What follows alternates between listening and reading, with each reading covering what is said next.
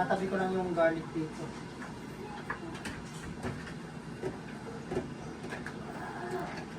Okay.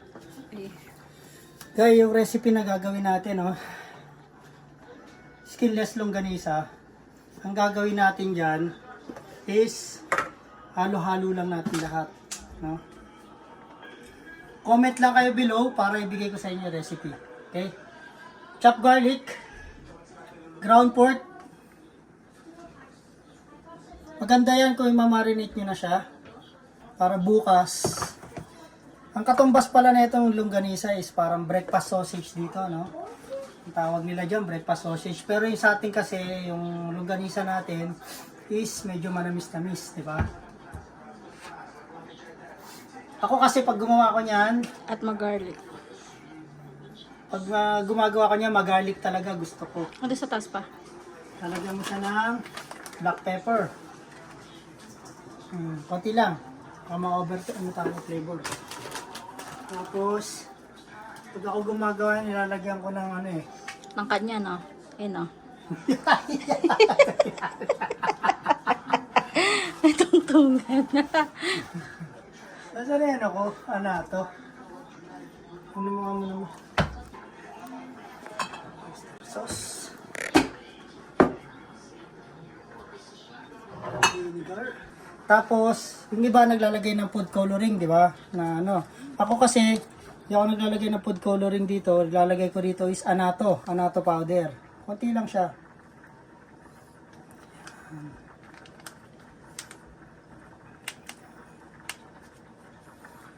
Anato powder nilalagay ko dyan.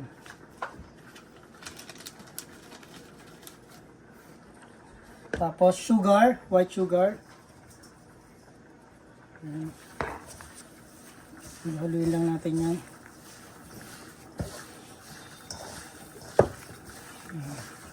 Kailangan overnight yan, marinate.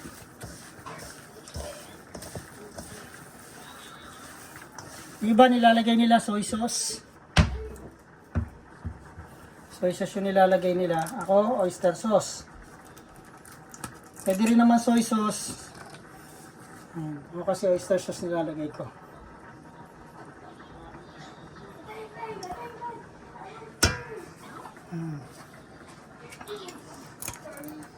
Para makit ano nyo yung lasa niyan, magprito muna kayo ng konti. Kapiranggot bago nyo siya i-portion. Tuturuan ko kayo kung paano i-portion yan. Tapos vinegar. Lagyan natin siya ng vinegar. Yan.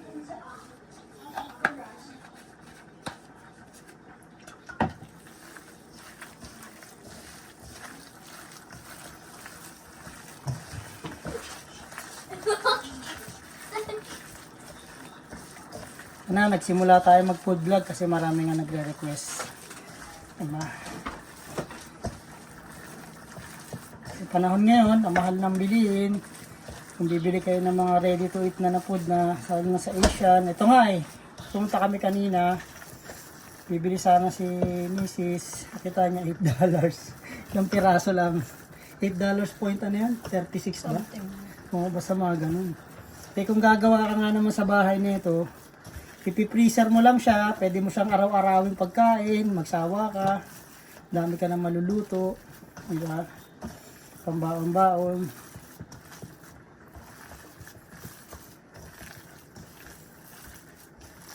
Ayan.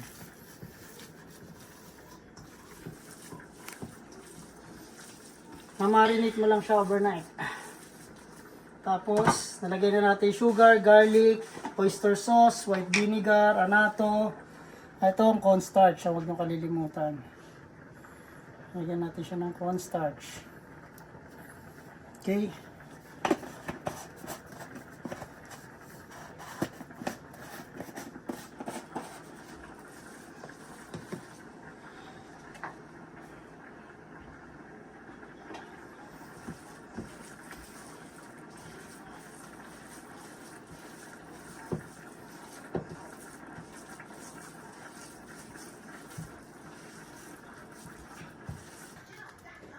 Ito nga pala yung longganisa natin na nirequest ni Mrs. na bumili kami dun sa Asian store, pupunta namin, napakamahal. $8 something, ilang piraso lang yung laman nun. Kaya sabi ko sa kanya, gagawan ko na lang siya ng longganisa. Nainis pa nga siya sa akin, gaya, alam ko daw palang gumawa, hindi ko siya ginagawan. Ngayon, na-mix na nga natin yung ingredients. Sunod natin gagawin is kung paano natin siya babalutin. Ipapakita ko sa inyo yung style ng pagbabalot ko niyan. Kasi skinless yan eh. Ang ginagawa ko dyan, nilalatag ko tong plastic wrap. Pag niluto naman natin yan, di naman kasama yung plastic eh. Tapos, yung minix natin karne ilalatag natin yan. Hindi mo siya kailangan kung pupormahan mo siya o hindi. Mahalaga lang is mabalot mo siya. Diba?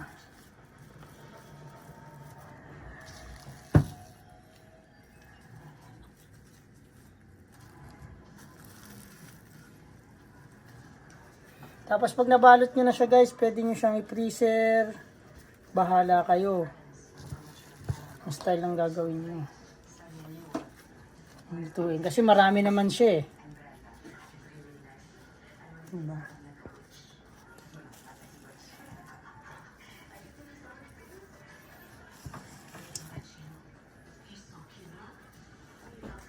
Ayan. Tapos, putulin lang natin yung plastic wrap. Diba? Tapos, i-roll lang natin siya. Oops, may hiwalay. Kailangan dikit-dikit siya.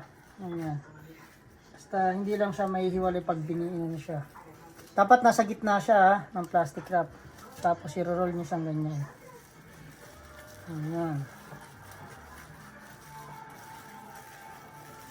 I-roll nyo. Ayan.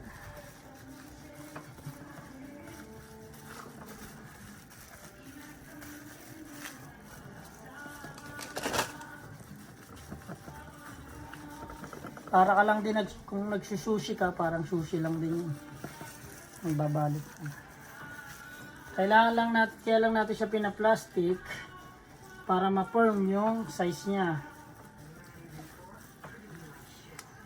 Pwede nyo siyang inatin. Okay lang lumampas sa plastic. Mahalaga may sobra. Yung sobra, ikakat nyo lang. Yung sa dulo, balik nyo lang dyan. Diba? I-form nyo lang siya nung gusto nyong size.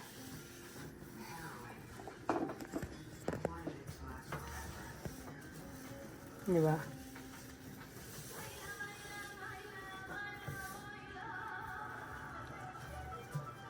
Yan lang. Tatabi nyo lang yan dyan. Tapos i-roll nyo lang para maging bilog siya. Para na kayo nagro-roll din. Yan. Diba?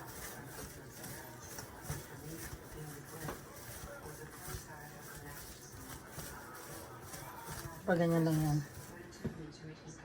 Tapos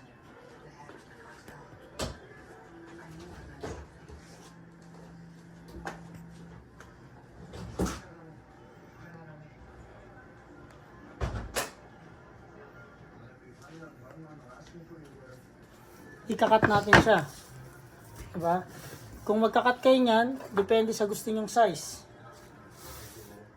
Kung gaano kalaki. Bali parang ano na lang din to, pagkakat natin parang pinoportion lang natin.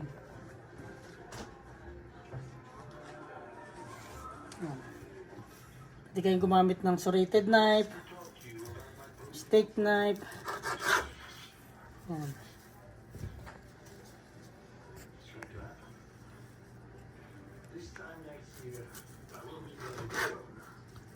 Pagka lulutuin nyo siya, tatanggalin nyo na sa plastic kasi skinless naman to eh.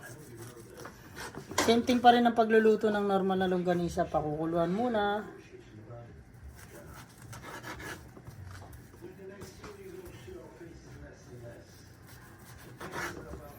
Nagawa kayo niyan, pwede nyo paninda.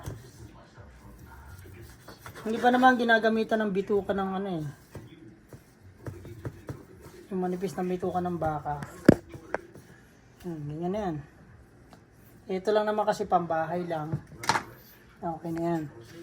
Set aside nyo lang yan dyan. Same procedure pa rin tayo. Gagawin natin. Latag tayo. Yan.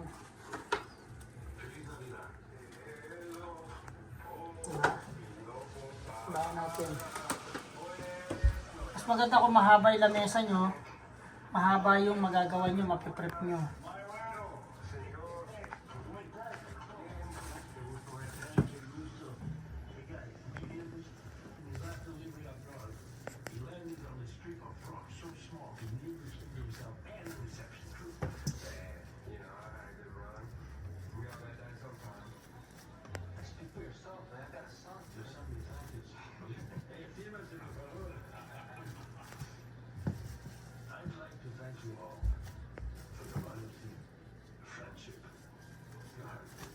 Yan. Mas maganda kung may sobra kayong plastic doon sa pagka iniroll nyo siya, kailangan lagi may sobra doon sa kabilang dulo. Yan, bilogin nyo lang ulit. Yan lang.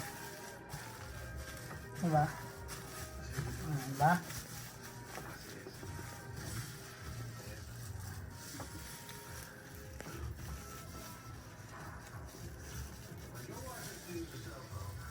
Diba?